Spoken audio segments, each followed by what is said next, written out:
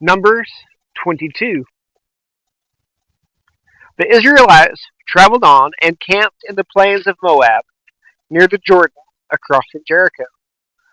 Now Balak, son of Zippor, saw all the Israelite had done to the Amorites. Moab was terrified of the people because they were numerous, and Moab dreaded the Israelites. So the Moabites said to the elders of Midian, "This horde will devour everything around us, like an ox eats up the green plants in the field." Since Balak, son of Zippor, was Moab's king at the time, he sent messengers to Balaam, son of Beor, at Pethor, which is by the Euphrates, in the land of his people. Balak said to him, "Look, a people has come out of Egypt. They cover the surface of the land and are living right across from me. Please come and put a curse on these people for me because they are more powerful than I am. I may be able to defeat them and drive them out of the land, for I know that those you bless are blessed and those you curse are cursed."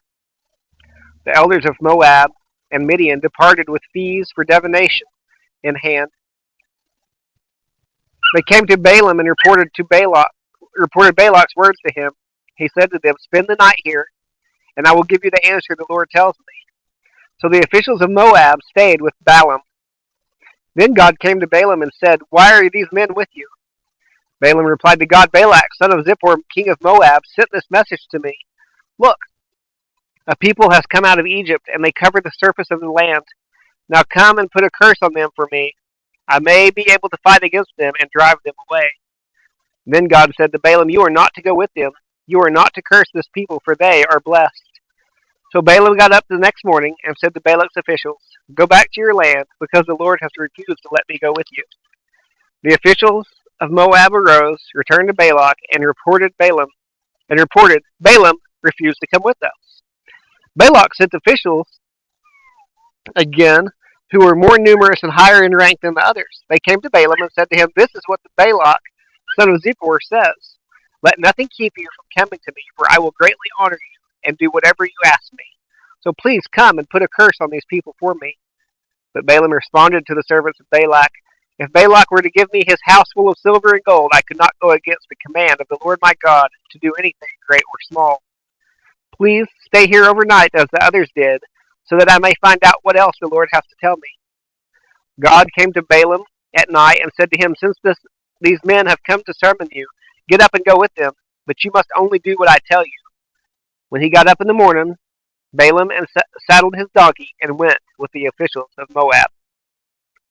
But God was incensed that Balaam was going, and the angel of the Lord took his stand on the path to oppose him. Balaam was riding his donkey, and his two servants were with him. When the donkey saw the angel of the Lord standing on the path with a drawn sword in his hand, she turned off the path and went into the field. So Balaam hit her to return her to the path. Then the angel of the Lord stood in a narrow passage between the vineyards, with a stone wall on either side.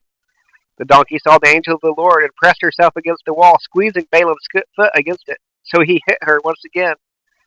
The angel of the Lord went ahead and stood in a narrow place where there was no room to turn to the right or to the left. When the donkey saw the angel of the Lord, she crouched down under Balaam, so he became furious and beat the donkey with his stick. Then the Lord opened the donkey's mouth, and she asked Balaam, "What have I done to you that you have beaten me these 3 times?"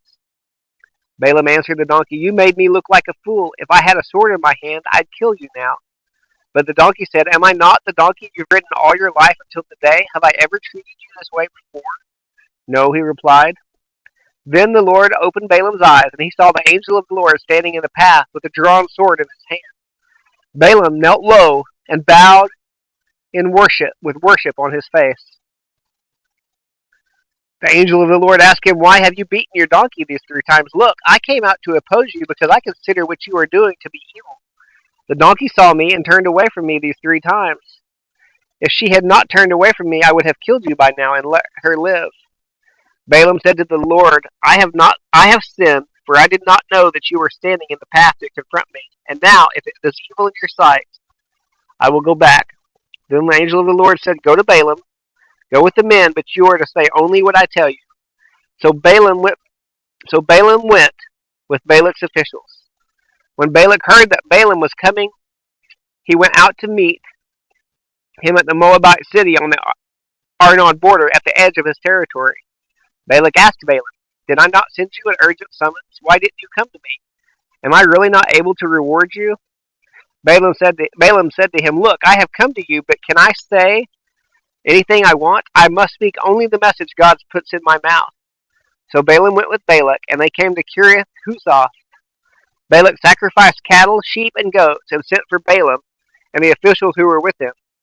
In the morning, Balak took Balaam and brought him to Bamoth Baal. From there, he saw the outskirts of the people's camp.